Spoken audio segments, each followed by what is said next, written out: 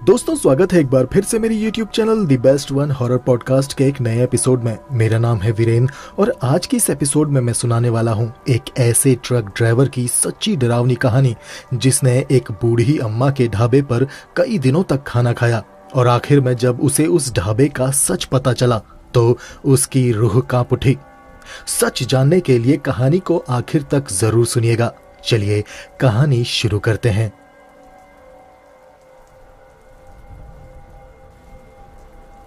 मेरा नाम किशन राम है। मैं एक ट्रक ड्राइवर हूं।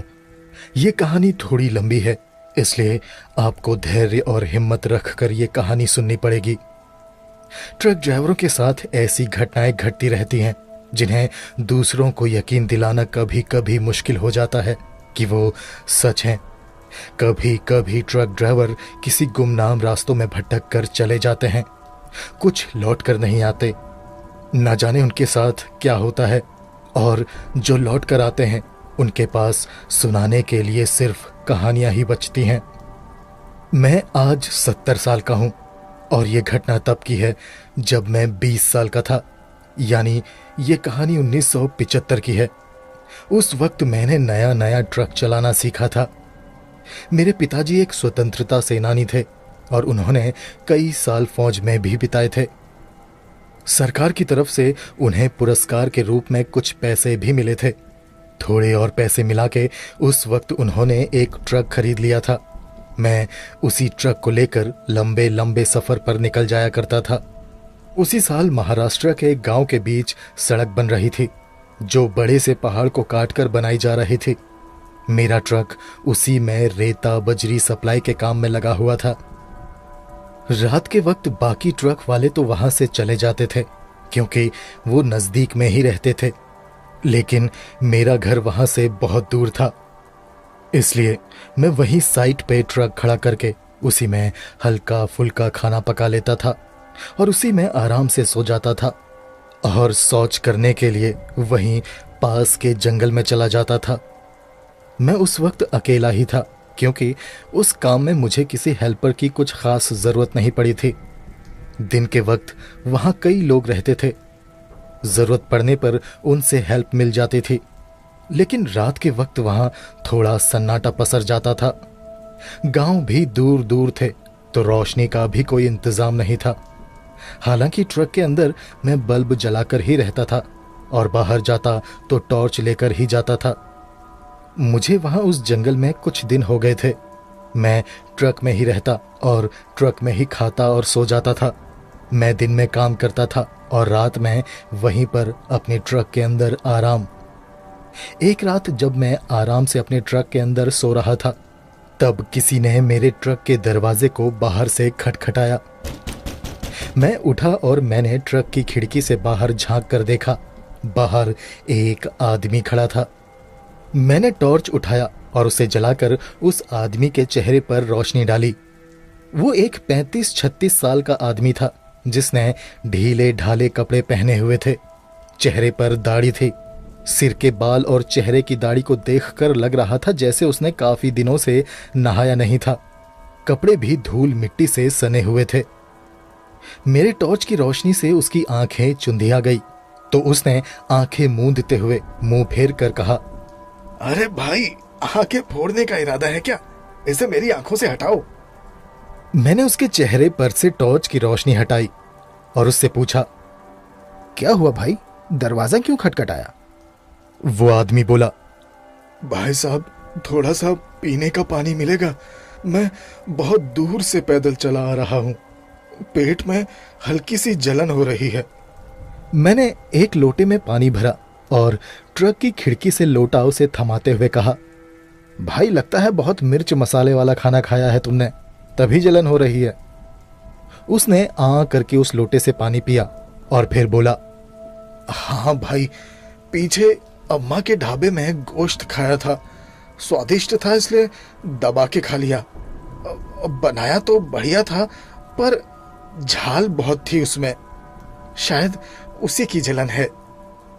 मैंने उस आदमी से पूछा, क्या यहाँ आसपास ढाबा भी है? कहां पर है वो ढाबा? कितना दूर है यहाँ से? यहाँ से बस थोड़ा ही दूर है। यही कोई 20-25 मिनट पैदल चलकर तुम वहां पहुंच जाओगे। एक छोटा सा झोपड़ा ही है बस, देखने से पता नहीं चलेगा कि ढाबा है। मैंने कहा, अच्छा, मुझे मालूम नहीं था कि आसपास कोई ढाबा है। मैं कितने दिनों से रात में खुद खिचड़ी बना के खा रहा था। ठीक है, कल जाकर देखता हूँ वो ढाबा। वो आदमी बोला, अच्छा साहब, अब मैं चलता हूँ। पानी के लिए आपका शुक्रिया। उसके बाद वो आदमी वहां से चला गया। मैं वापस अपने बिस्तर में लेटा और थोड़ी देर में मुझे फिर से नींद आ गई। अगली सुबह उठकर फ्रेश होकर मैं वहीं पास ही की एक नदी पर गया और ठंडे पानी से नहा धोकर वापस ट्रक में आकर मैंने ट्रक के अंदर धूप अगरबत्ती जलाई और भगवान को याद करके साइट पे निकल गया। दिन भर सड़क निर्माण कार्य में भागदौड़ चलती रही। मैंने कुछ मजदूरों से उस ढाबे के बारे में भी पूछा, मगर सभी ने कहा कि उन्हें नहीं मालूम कि वहां पर कोई ढाबा है। फिर मुझे उस आदमी की बात याद आई। उसने कहा था कि वो एक छोटा सा झोपड़ा जैसा ही है, देखने से नहीं लगता कि जैसे वो कोई ढाबा होगा। मैंने सोचा, छोड़ो, जाने दो, रात में खुद जाकर देख लूंगा कि आगे कोई ढाबा है कि नहीं। शाम को काम खत्म करके सभी मजदूर वहां से चले गए। मैं भी पास की नदी पर गया और अच्छे से हाथ मुंह धोकर वापस ट्रक में आया। दिन में मजदूरों के साथ ही कुछ हल्का फुल्का खाना खाया था, इसलिए शाम होते होते बहुत तेज भूख लगने लगी थी। तो मैं पैदल ही उस तरफ जाने लगा जिधर उस आदमी ने बताया था कि वो ढाबा है। वो सड़क कच्ची थी। उस सड़क में मैं ट्रक लेकर वहां उस ढाबे तक नहीं जा सकता था। सड़क निर्माण की वजह से उस कच्ची सड़क पर जगह जगह पर गड्ढे खोदे हुए थे और कहीं कहीं पर बड़े बड़े पत्थर रखे हुए थे। इसलिए मुझे वहां तक पैदल ही जाना था और जाना भी जरूरी था, क्योंकि बहुत जोर की भूख लगी थी और मैं रोज रोज खिचड़ी खाकर भी पक चुका था। जिस रास्ते में मैं पैदल चल रहा था वो एक ऊबड़ खाबड़ कच्चा मार्ग था, जिसके दोनों तरफ जंगल थे और जंगल में किसी खतरनाक जानवर के होने का कोई डर नहीं था, क्योंकि मैं पिछले कुछ दिनों से वहीं रह रहा था और अब तक मैंने किसी खतरनाक जानवर को वहां नहीं देखा था। कभी कभी हिरन दिख जाते थे और बाकी बंदर और लंगूर के अलावा वहां और कोई दूसरा जानवर मुझे दिखाई नहीं दिया। रातों में उल्लू की हूट या फिर कौवे की काय काय सुनाई दे जाती थी। खैर, मुझे उस कच्चे रास्ते में चलते हुए लगभग 30 मिनट होने वाले थे और तभी मेरी नाक में बहुत ही लजीज खाने की खुशबू आने लगी। मैं समझ गया था कि ढाबा आस पास ही है और मुझे कहीं पर दूर किसी रेडियो में गीत बजते सुनाई देने लगे। मैं तेज तेज कदमों से चलता हुआ आगे बढ़ा तो मैंने उस कच्चे रास्ते के किनारे एक झोपड़ा देखा, जिसके बाहर एक लालटेन जल रही थी। बाहर एक लकड़ी की बेंच रखी हुई थी और झोपड़े के अंदर भी हल्की रोशनी दिखाई दे रही थी। मैं समझ गया था कि मैं अम्मा के ढाबे पर पहुंच चुका हूं। मैं उस कच्चे मार्ग से लगे हुए एक और संकरे से रास्ते में घुस गया। वो ढाबा उसी रास्ते में था। बस थोड़ा सा चलने के बाद मैं उस ढाबे के बाहर खड़ा था। ढाबे के बाहर कोई नहीं था। उसके दरवाजे पर जाकर मैंने आवाज दी, अब कोई है क्या अंदर? मगर अंदर से कोई जवाब नहीं आया।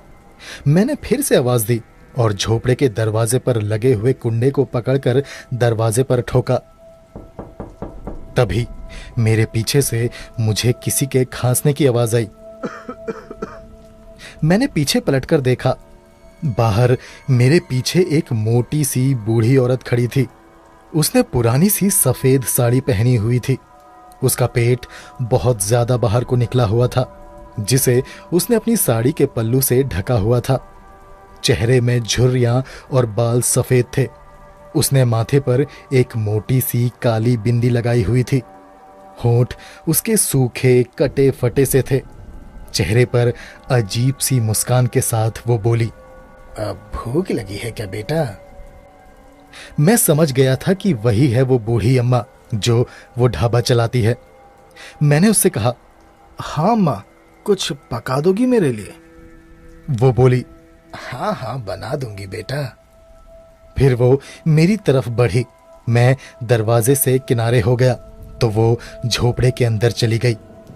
उसने अपनी कमर से सटाकर एक टोकरा पकड़ा हुआ था जिसे उसने एक लाल कपड़े से ढका हुआ था। मैं झोपड़े के बाहर बेंच पर बैठ गया। तभी अंदर से आवाज आई, क्या खाएगा बेटा? रोटी और साग लगा दूं? अब बहुत देर हो गई है बेटा, वरना तेरे लिए गोश्त पका देती। मैंने कहा, हाँ हाँ अम्मा, रोटी और साग ही दे दो। मेरे इतना कहते ही वो बूढ़ी अम्मा एक थाली में 4 रोटी और हरा साग ले आई। उसके एक हाथ में पानी का गिलास था और मुझे थाली थमाते हुए वो बोली, कल आना बेटा, कल तेरे लिए गोश्त पका कर रखूंगी। आज पूरी रात गोश्त को मसालों में सान कर रख दूंगी। कल तक उसका स्वाद 100 गुना बढ़ जाएगा। चल अब तू आराम से खाना खा, कुछ और चाहिए होगा तो आवाज लगा देना। इतना कहकर वो बुढ़िया वापस झोपड़े के अंदर चली गई।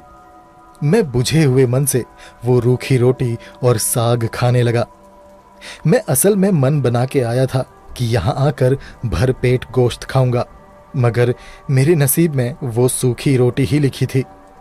मैंने खाना खत्म किया और अम्मा को पैसे देने के लिए आवाज दी, अम्मा कितना पैसा हुआ? मगर अंदर से कोई जवाब नहीं आया। मैंने फिर से आवाज दी, मगर कोई जवाब नहीं आया।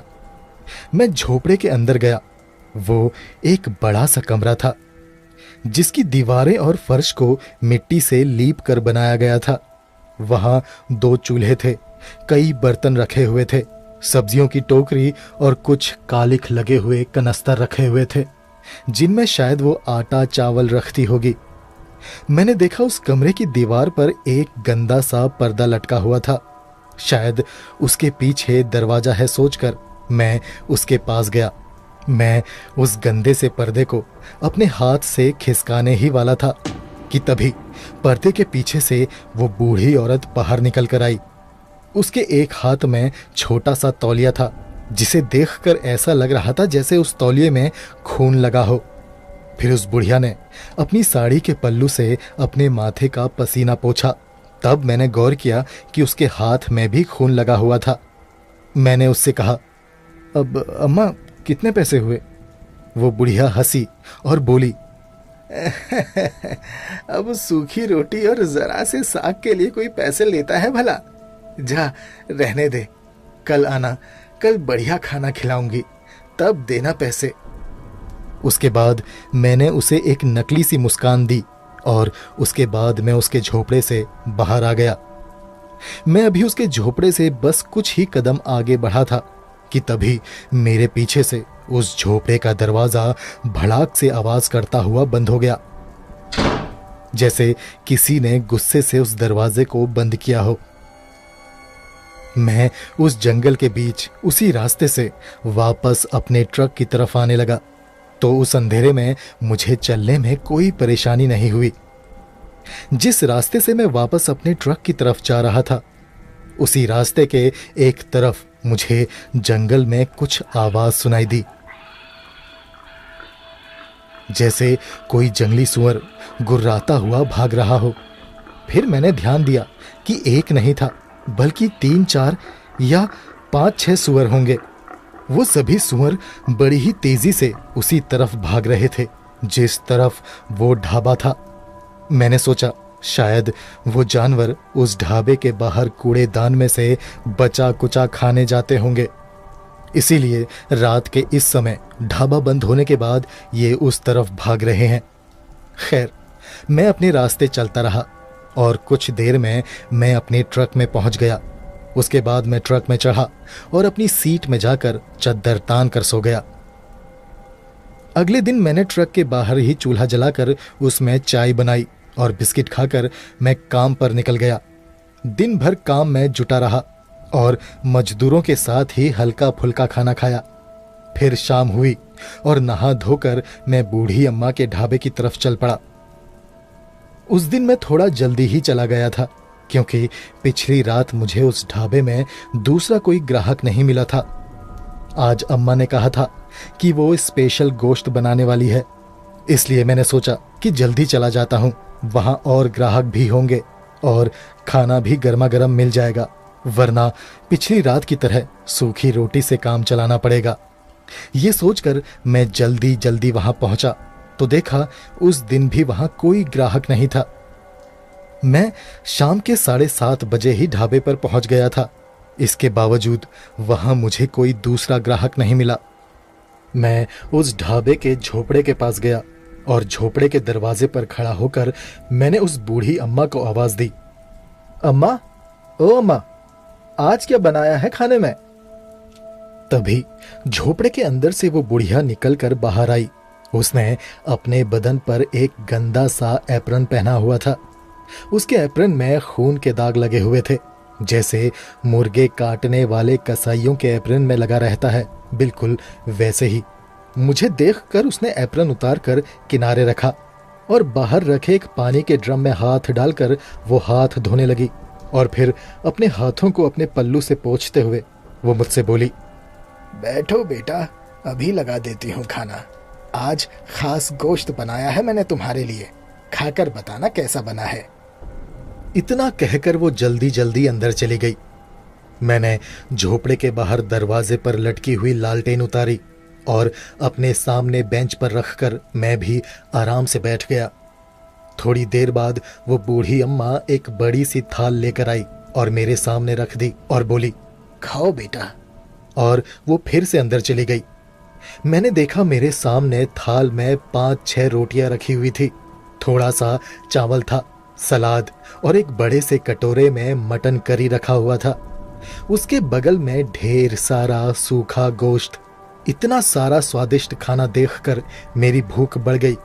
सबसे पहले मैंने सूखा मसालेदार गोश्त का एक बड़ा सा पीस लिया और उसे मुंह में रखते ही मेरी जीभ के सारे टेस्ट बर्ड्स नाचने लगे, क्योंकि वो गोश्त सच में बेहद लजीज था। फिर मैंने रोटी का एक टुकड़ा तोड़ा और उसे मटन करी में डुबोकर ग्रेवी के साथ उस रोटी को खाया। उसका स्वाद भी एकदम अलग था। मैंने आज तक वैसा मीट नहीं खाया था, ना ही घर में, ना ही किसी होटल में। थोड़ी देर बाद वो बूढ़ी अम्मा एक गिलास और जग में पानी लेकर बाहर आई और बोली, गोश्त ठीक पका है ना बेटा? मैंने कहा, ठीक नहीं अम्मा, बहुत ज्यादा ठीक पका है। वैसे ये किस जानवर का गोश्त है? मेरे ऐसा पूछते ही वो बुढ़िया थोड़ा सा सक पका गई। उसके चेहरे पर एक अजीब सी मुस्कान आई और वो बोली, बेटा, ये बकरे का ही गोश्त है। मैं अलग तरीके से पकाती हूँ ना, इसलिए इसका स्वाद अलग लगता है। फिर मैंने वापस खाने पर फोकस किया। वो बुढ़िया वापस अंदर चली गई। कुछ देर बाद वो फिर से बाहर आई और बोली, बेटा और चाहिए? गोश्त बहुत पड़ा है। मैंने कहा, अब नहीं नहीं अम्मा, बहुत खा लिया, ऊपर गले गले तक भर गया हूँ। पहली बार खाया है मैंने इतना स्वादिष्ट खाना। अब तो ऐसा लग रहा है जैसे बहुत दिनों तक भूख भी नहीं लगेगी। अम्मा अपने खाने की तारीफ सुनकर मुस्कुरा दी और मुझे एक छोटा सा डब्बा देते हुए बोली, ये लो बेटा, इसे सुबह खा लेना। सूखा गोश्त है, ये 3 दिनों तक खराब नहीं होगा। मैंने कहा, अरे अम्मा जी, धन्यवाद। मैं आपसे कहने ही वाला था कि आप थोड़ा सा गोश्त सुबह के लिए भी बांध देना। चलिए बताइए, कितना पैसा हुआ? वो बूढ़ी अम्मा बोली, अरे बेटा, जो दिल करे, जितना दिल करे, बाद में दे देना। अब तो तू आता ही रहेगा ना खाना खाने के लिए। मैंने कहा, हाँ अम्मा, कुछ दिनों का काम और बचा है, उसके बाद काम खत्म हो जाएगा तो मैं चला जाऊंगा। वो बूढ़ी अम्मा बोली, ठीक है बेटा, जिस दिन जाएगा उस दिन दे देना पैसे। अब जा, बहुत रात हो गई है। मैंने अम्मा का धन्यवाद किया और उनसे विदा लेकर मैं वापस अपने ट्रक की तरफ जाने लगा। अभी मुझे सिर्फ 20-25 मिनट पैदल चलना था। जब मैं उस सुनसान जंगल वाले रास्ते के बीच चल रहा था, तब पिछली बार की ही तरह मुझे जंगल में पेड़ों के पीछे वही सुअरों के भागने की आवाजें आने लगी। वो बड़ी ही तेजी से उसी तरफ भाग रहे थे जिधर वो ढाबा था। खैर, कुछ ही देर में मैं अपने ट्रक के पास पहुंचा। और हाथ मुंह धोकर मैं अपने बिस्तर में जाकर सो गया। आधी रात में मुझे मेरे ट्रक के बाहर कुछ हलचल महसूस हुई। ऐसा लग रहा था जैसे मेरे ट्रक के बाहर लोग चल रहे हैं और आपस में ही खुसर फुसर कर रहे हैं। मैं बिस्तर से उठा और ट्रक के सामने वाले कांच से बाहर देखा। बाहर अंधेरा था, कुछ भी साफ दिखाई नहीं दे रहा था, पर कुछ काली परछाइयां हिलती हुई सी दिखाई दे रही थी। मैंने ट्रक में चाबी लगाकर ट्रक की हेडलाइट्स ऑन की तो जो देखा वो देखकर मेरी आंखें फटी की फटी रह गई, क्योंकि मेरे ट्रक के पास बड़े बड़े सुअर मेरे ट्रक को घेर कर खड़े थे। वो सारे सुअर किसी मिडिल साइज हाथी के समान लग रहे थे, एकदम मोटे तगड़े। पर वो सभी मेरे ट्रक को घेर कर क्यों खड़े थे ये मुझे समझ नहीं आ रहा था। वो सभी मेरे ट्रक के पास आकर हवा में कुछ सूंघने की कोशिश कर रहे थे। तभी मेरा ध्यान सामने डैशबोर्ड में रखे हुए उस डब्बे पर गया जिसके अंदर मुझे उस बुढ़िया ने सूखा गोश्त पैक करके दिया था।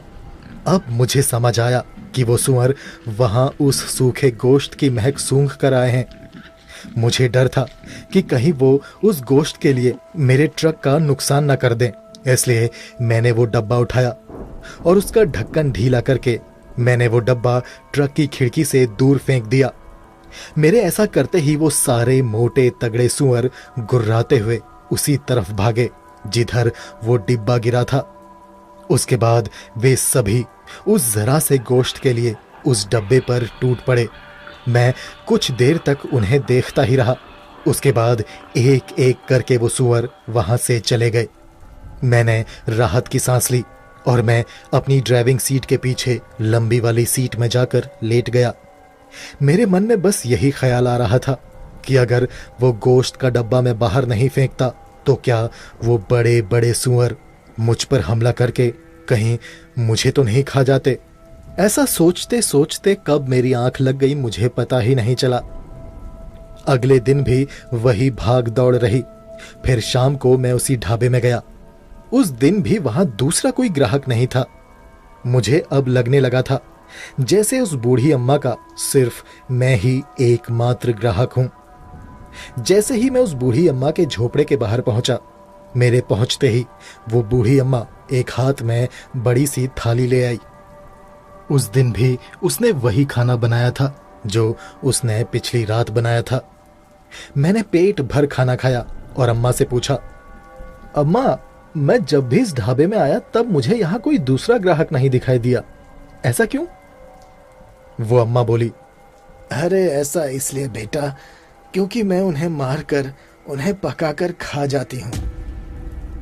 ये सुनकर मैं कुछ पल के लिए सन्न रह गया। फिर वो हंसती हुई बोली, अरे बेटा, सब दिन में आते हैं, रात में कौन ही आएगा इस जंगल में खाना खाने।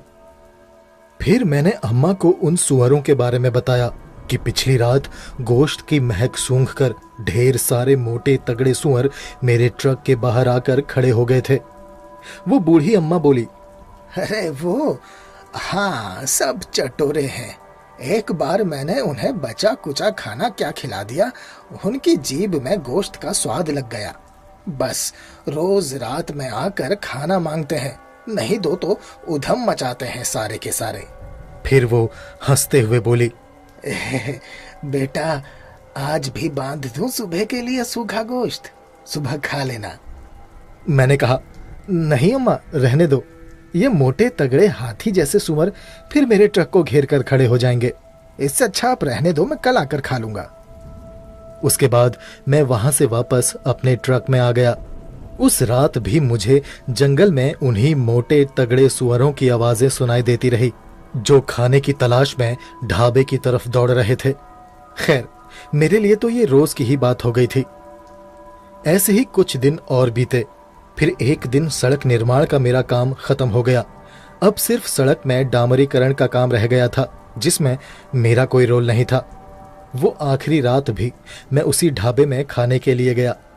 इस बार मैं अपना ट्रक लेकर ही उस ढाबे तक गया क्योंकि सड़क में पत्थर बिछाए जा चुके थे।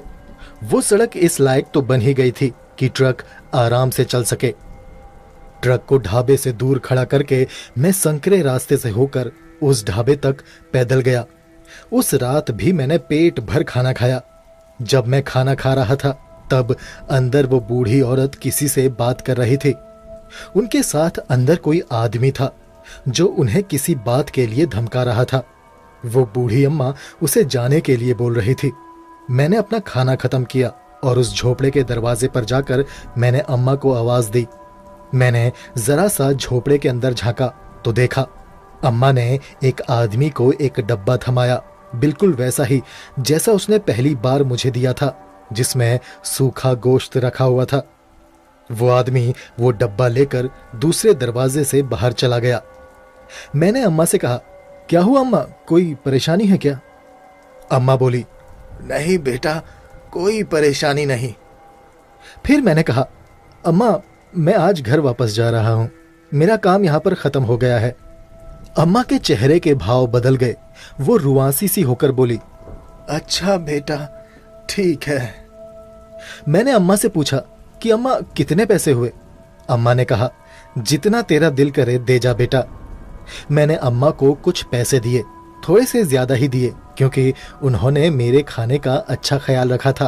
उसके बाद मैंने उनसे विदा ली और वापस अपने ट्रक में जाकर ट्रक स्टार्ट किया और अपने घर के लिए निकल गया।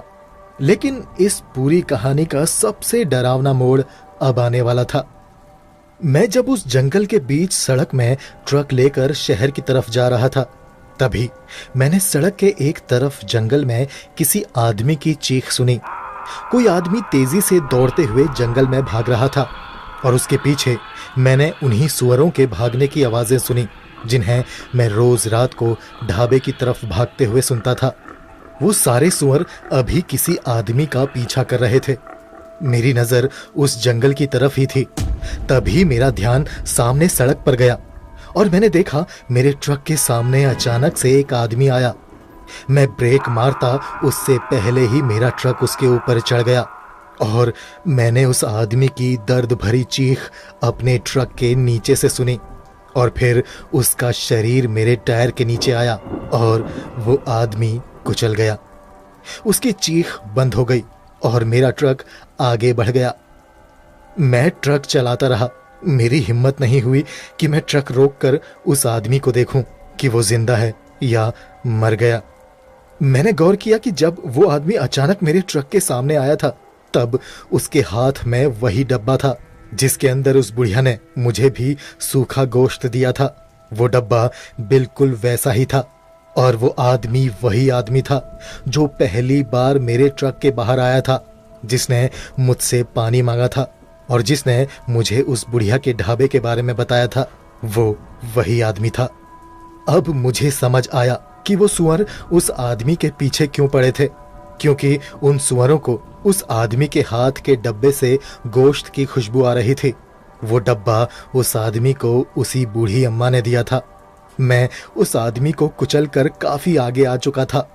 अब मेरे मन में ख्याल आया कि अगर वो आदमी जिंदा हुआ तो उसे मदद की जरूरत होगी। मैं वापस नहीं जाना चाहता था, लेकिन मेरी अंतर आत्मा मुझे कोस रही थी। मैंने ट्रक रोका और यू टर्न लेकर वापस उसी जगह की तरफ बढ़ा जहां पर वो आदमी मेरे ट्रक के नीचे आकर कुचल गया था। मुझे डर भी लग रहा था कि अगर वो आदमी मर चुका होगा तो फिर मैं क्या करूंगा, और अगर वो आधा कुचला हुआ और जिंदा होगा तब भी मैं क्या ही कर लूंगा। लेकिन जब मेरा ट्रक उस सड़क में उसके करीब पहुंचा तो मैंने ट्रक की हेडलाइट की रोशनी में एक अजीब और डरावनी चीज देखी। जिस जगह पर वो आदमी मेरे ट्रक के नीचे कुचला था, ठीक उसी जगह में सड़क के किनारे कुछ सूअर खड़े थे और उस आदमी की कुचली हुई लाश बीच सड़क में पड़ी हुई थी और उस कुचली हुई लाश के पास वही बूढ़ी अम्मा बैठी हुई थी। वो उस आदमी की लाश के उसके कुचले हुए शरीर के मांस के टुकड़े उठा उठा कर एक टोकरी में रख रही थी। ये वही टोकरी थी जो मैंने तब उसके पास देखी थी जब मैं पहली बार उस ढाबे में गया था। ये देखकर मुझे उल्टी आने लगी। मैंने ट्रक की खिड़की से मुंह बाहर निकाला और उल्टी करने लगा। फिर मैंने वापस उस तरफ देखा। अब वो बूढ़ी अम्मा कमर में टोकरी सटाए खड़ी थी और मेरी ही तरफ देखकर अजीब ढंग से मुस्कुरा रही थी। फिर उसने सूखे गोश्त का डब्बा उठाकर उन सुअरों के सामने फेंक दिया और वो खुद वापस ढाबे की तरफ चली गई। वो सारे मोटे तगड़े सुअर उस सूखे गोश्त के डब्बे पर टूट पड़े। ये दृश्य देखकर मेरी आंखें फटी की फटी रह गई। मैं समझ गया कि इतने दिनों से मैं जो गोश्त खा रहा था वो किसी जानवर का गोश्त नहीं, बल्कि किसी ना किसी इंसान का गोश्त था। मैं पसीना पसीना होने लगा, मेरे शरीर के रोंगटे खड़े होने लगे। अब मुझे समझ आ रहा था कि उस रात उस बूढ़ी औरत ने मुझे उस डब्बे में सूखा गोश्त भरकर क्यों दिया था, ताकि रास्ते में वापस ट्रक की तरफ जाते हुए जंगल में वो सुअर उस गोश्त की खुशबू सूंघकर मुझ पर हमला करके मुझे मार दें और फिर वो बुढ़िया मेरे शरीर को भी पकाकर खुद भी खाए और उन सुअरों को भी खिलाए। मगर मेरी किस्मत अच्छी थी, मेरे साथ ऐसा नहीं हुआ। मैंने तुरंत ट्रक वापस मोड़ा और पूरी रफ्तार से उस जंगल से भगा लिया। तब से लेकर आज तक मैंने दोबारा कभी किसी जानवर का मांस नहीं खाया। आज भी उन दिनों को याद करके मेरे रोंगटे खड़े हो जाते हैं। दोस्तों, अगर आपको ये कहानी अच्छी लगी तो उस वीडियो को लाइक जरूर करें और अगर अभी तक आपने चैनल को सब्सक्राइब नहीं किया तो सब्सक्राइब कर लें। मेरे चैनल में इसी तरह की कई और दिलचस्प कहानियां हैं, उन्हें भी जरूर सुनें। मुझे और इस कहानी को यहाँ तक सुनने के लिए आपका धन्यवाद।